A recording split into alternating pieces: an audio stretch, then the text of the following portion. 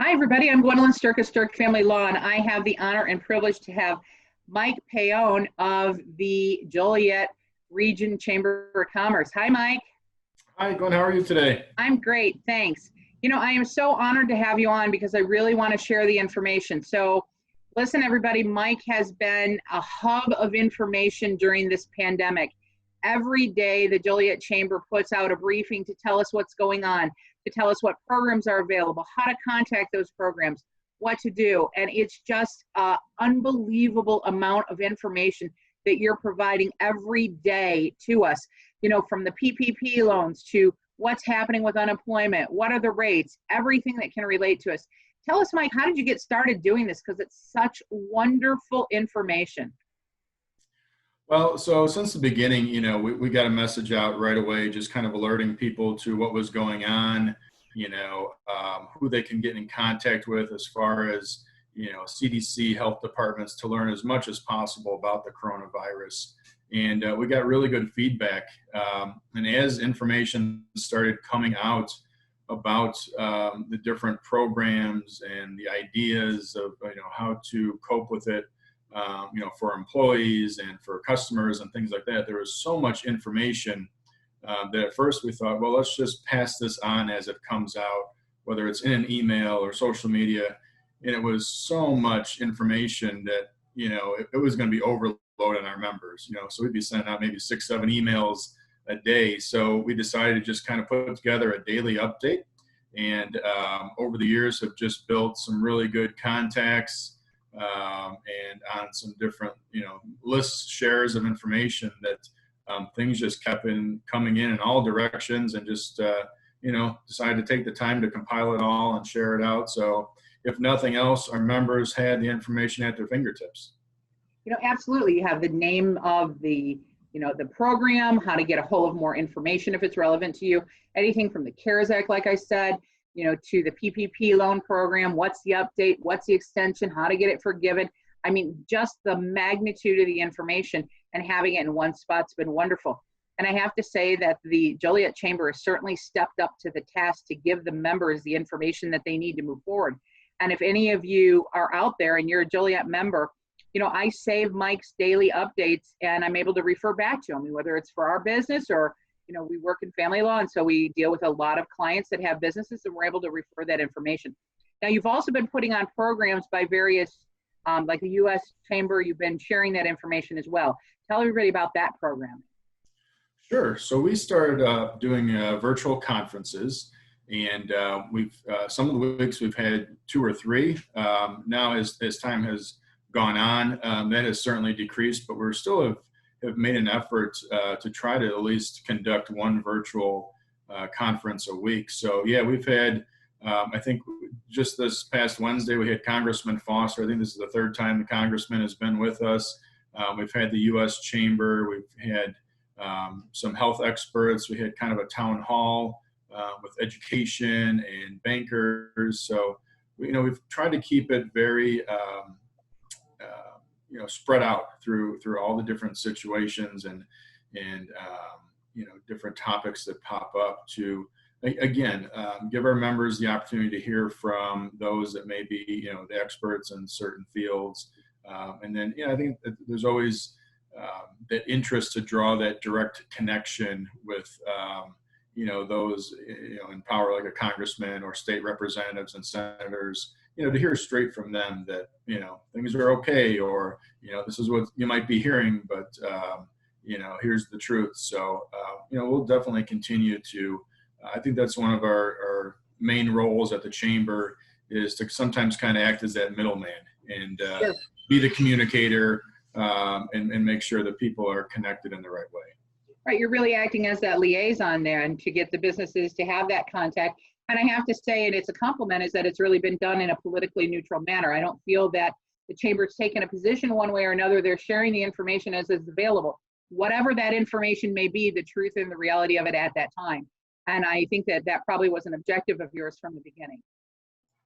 Yeah, so that's something that we've always tried to do to the best extent possible. Is, and so, I mean, we'll certainly definitely take sides on the issues that we need to. in other instances, I think sometimes the best course of action is to give our members as much information as possible and let them make their educated decision on who to listen to, which way to go, that type of thing. So yeah, I think it certainly has been a benefit that they've got somewhat unbiased.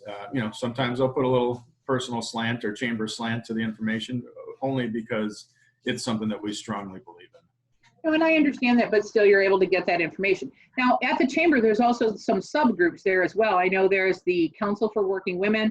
There's also the African American Business Association. And I know that during this time of the pandemic, that those organizations or, subparts have remained very active. We've actually participated in some of those programs as well. Tell us about that. Sure, yeah. So we, as you mentioned, we've got the Council for Working Women. They're our longest tenured subgroup. We've also got a young professional group, and then our two newest groups are the, as you mentioned, the African American Business Association, and then also the Alianza de Negocios, which is a group for our Hispanic business owners. Okay. So they all operate under the Chamber umbrella as subgroups and have their own individual memberships. And yeah, definitely the council and the AABA have picked up and have done their own virtual conferences as well. With some great topics. So again, going back to that events topic, they usually have the Council for Working Women has always had a first Thursday of the month luncheon. The African American Business Association has always had great networking events on the third Tuesday. So when those weren't a possibility, they pivoted as well and have put on some great topics. Yeah, that's wonderful. Because again, I go to these meetings and I feel like I pick up something every time I attend. And if it's just a little tidbit, because also you're sharing with other business owners and other participants and getting that feedback about what they might be doing in the pandemic or how they're approaching a particular issue. Now, I know you have some great programs coming up. I know that there's one program regarding the progressive income tax. Can you tell us about that? Yes, so back in January, we kicked off the year with the same topic. Todd Meisch, who's the president and CEO of the Illinois Chamber of Commerce, came up to Joliet. We had a luncheon and talked about this topic, kind of to kick off things legislatively for 2020. So as hopefully everybody knows, on the ballot in November, this will be an item. So we've been able to line up Leslie Munger, who is our former Illinois comptroller and also a deputy governor under Governor Rauner. She's actually a Joliet native too. So she's going to talk to us about the progressive income tax. Some of the issues that, we're not in favor of it.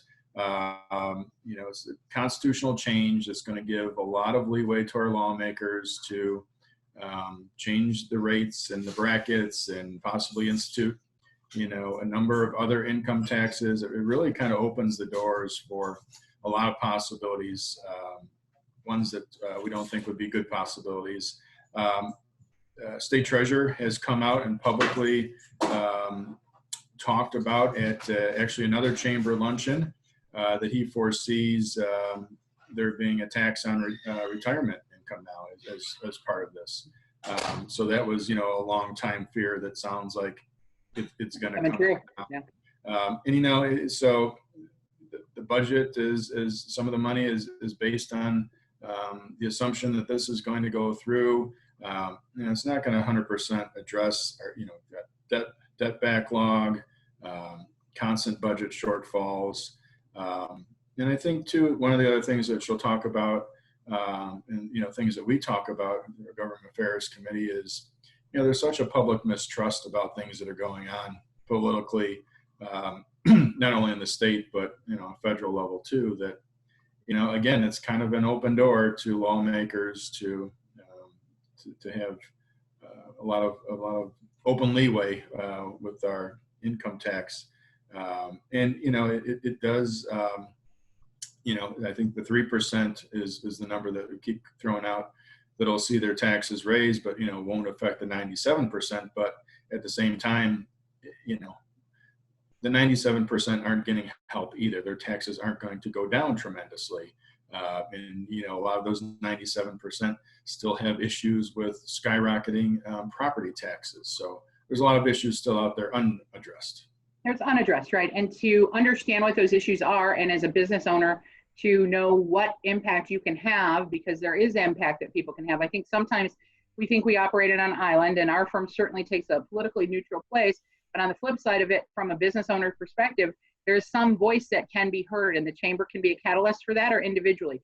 So getting this information out and sharing it with people, what's to come, what to understand, can help then businesses form how they're going to respond and how they're going to handle those increased costs if that's what's going to happen to them. So I really appreciate that going forward. You know, it used to be, and we've been members of many chambers for a lot of years, that the chamber really was the catalyst for getting to know networking events, like going out and doing the ribbon cuttings or the business after hours. And that certainly has changed during the pandemic. And what I've seen is, though, that the chambers are picking up that educational piece in the strongest way possible. And I know we talked about this before, in the past economic crisis, 07, 08, 09, I didn't feel like that was the case, but today we're all affected, so you're addressing it. How do you see the chambers moving forward, in particular, as a result of what's happened since you've become such an educational hub of information? Sure. Yeah, well, I think it's you know, obviously we're going through unfortunate times, but one of the probably fortunate things that'll come out of it is the heightened interest in actually doing webinars, or what we call them, virtual conferences. You know, like you said, the chamber for the longest time has been built on networking. But, you know, I think we would say that that's probably changed after that, the former recession. Time kind of became money. It always was, you know, it went from I can't afford it, times are rough, to, you know, I can afford it now, but I've lost the time. So, you know, definitely as far as, you know, pushing chamber things, you know, when I started the chamber, I think there was kind of that philosophy, it was like a gym membership. You got out of it what you put into it. And people kind of had the notion that you had to come to all the after hours or luncheons and things like that. And I think we've kind of, it's not that we didn't do it in the past, but maybe have talked about it actually and put it out there more about behind all the scenes work that is done, you know, on the advocacy side, on, like you mentioned, education in a different light. We're very strong supporters of education, seeing that, you know, the youth are our future entrepreneurs and workforce. So, you know, certainly need to take a vested interest in their development. But yeah, so, you know, our chamber was founded in 1914 on the basis of being the voice of business. So that's something that we've always done. But I think now it gives an opportunity for maybe people to appreciate and better see kind of the things that you could say go on behind the scenes versus the out in front, you know, expo at a mall or a golf outing or business after hours or ribbon cutting. Absolutely. And I think that perception certainly has changed in light of the daily updates from Joliet being one of, I would say, one of the very best chambers in our area of what we're members of in terms of getting that information out. So I have to tell you, Mike, it was a real honor and privilege to talk to you today and to be able to share with you from a business perspective that we really appreciate what you're doing for the community, that we're reading the material, we're seeing the material, we're trying to implement it and share it. If you're listening today and you're in the region of Joliet, I mean, our office is located in Will County in Orland Park, but we're certainly part of Joliet. And I think that having that ability to have this information, join the chamber, become part of the functions, and get that educational piece out. Because I think of all of us coming together to learn from each other, we can turn this pandemic into something positive. I understand there's critical and horrible consequences as a result of the number of people dying, the number of people sick, the loss in the businesses, et cetera. But we can choose how we respond to it, I think, and then take that information and try to do something positive. Because I think we're going to see a lot of changes. Don't you agree with the way business operates? Some people working from home, then maybe the curbside, major changes in the perception of the consumer and having impact for many years to come. Would you not agree? Yeah, and I think it's just the beginning. I think once you know, majority of people do get back to work, you know, we're seeing still some reports and statistics that upwards of 2/3 from people are still working from home. in various industries. So I think even after we get back to quote unquote normal times, I think things will still be constantly changing going forward. But yeah, definitely in the short or interim, you know, if businesses have not thought about and have not come up with backup plan B, C, D, E, and F, they need to quickly, because you know, I think there's still going to be constant change, and we're kind of just in the beginning of this necessary pivot for all to strongly look at. Absolutely. Well, we appreciate your time. Tell everybody how they can get a hold of the chamber and how they can join and become a member and active with what you're doing. Sure, be glad to. And thank you. Thank you for the invite. It was a pleasure to speak with you this morning, and we appreciate you advocating for our chamber as well. So our chamber main office number is 815-727-5371. We can be found on the web, of course, at www.jolietchamber.com. And if you need information via email, you can reach out to info@jolietchamber.com.